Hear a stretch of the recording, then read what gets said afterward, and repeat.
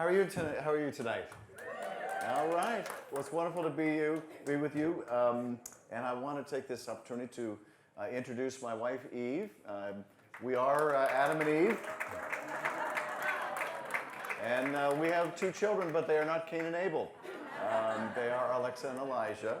But I want to thank you for your advocacy for children. I'm campaigning for the U.S. Senate on the need to protect our democracy, the need to make sure our economy is working for everyone, and the need to protect and save the planet. But I want to focus for a moment on what it means to have an economy that works for everyone. Because what we saw during the pandemic, when we more than doubled the child tax credit, and this is something that I and others fought long and hard to achieve, we lifted 40% of the kids in poverty out of poverty. That simple step has such a profound impact. And I think this should tell us something. It should tell us, number one, that this isn't rocket science. It's not like we need some bolt of divine inspiration to know what we need to do for our kids. Sometimes it's as simple as changing a single code, a single provision of a single code.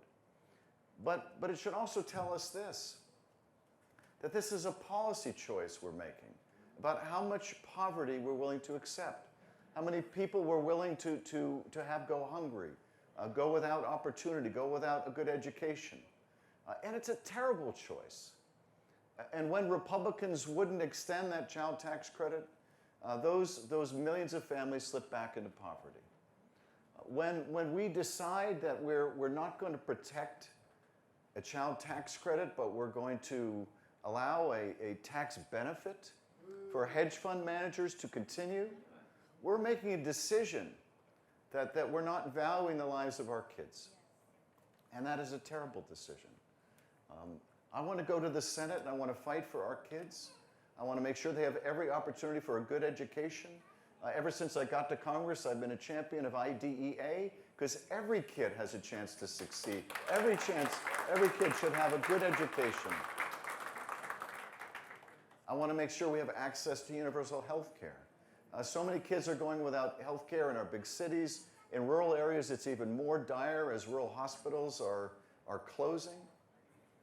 I cannot imagine, as a parent, the dilemma of parents who go to sleep and don't know whether they'll be able to provide health care for their kids if they get sick the next day.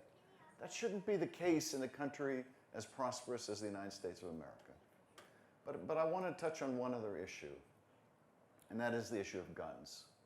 One of the leading causes of death among young people.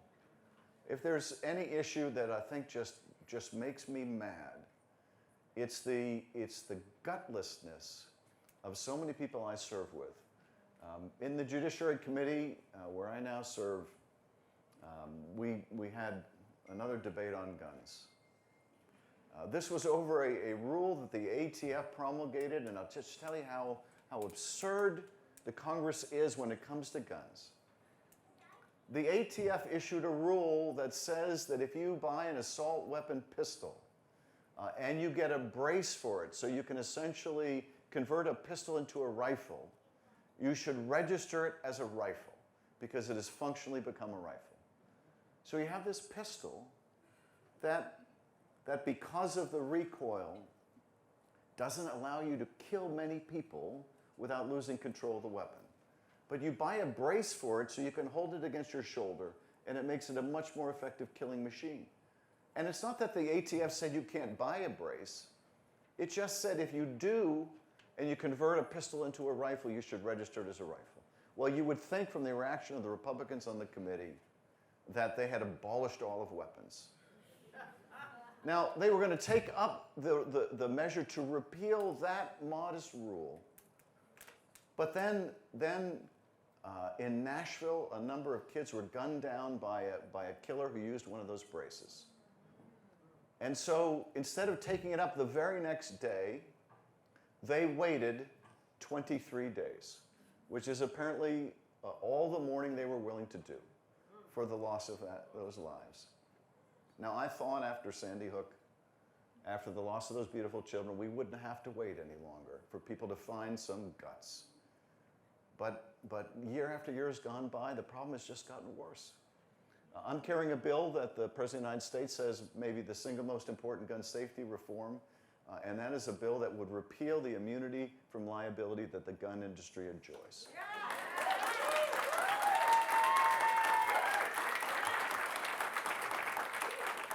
Because for the gun industry and for the NRA, it's not about sports, it's not about hunters, it's about the money. It's about making the guns and selling the guns, it's about the money. And the only way to get them to stop from their negligent behavior is to go after the money.